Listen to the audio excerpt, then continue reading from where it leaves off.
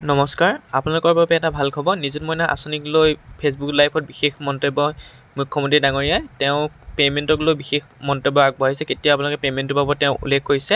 গতিকে ফেচবুক লাইভটো চাওক, মই আপোনালোকক দেখুৱাই দিছোঁ। ফেচবুক লাইভত আপোনালোকে কি কৈছিলে শুনি লওক, তেওঁক তেতিয়া গম পাব যে আপোনালোকে নিযুত মইনা আঁচনি পে'মেণ্ট কেতিয়া পাব।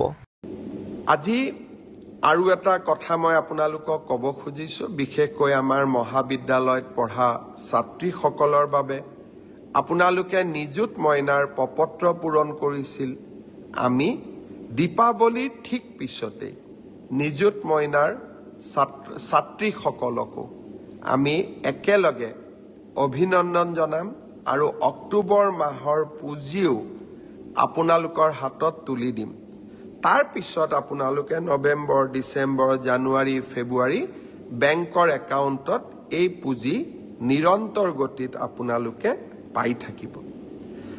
শ্ৰদ্ধাৰ ৰাইজ, আজি মই মোৰ ফেচবুক লাইভত এটা মই বিশেষ কথা ক'ব খুজিছোঁ। কাৰোবাৰ লগত হয়তো মোৰ বক্তব্য নিমিলিবও পাৰে, কিন্তু ৰাজনীতিত থকা দিনাখনৰ পৰাই মই মোৰ মনৰ কথা স্পষ্ট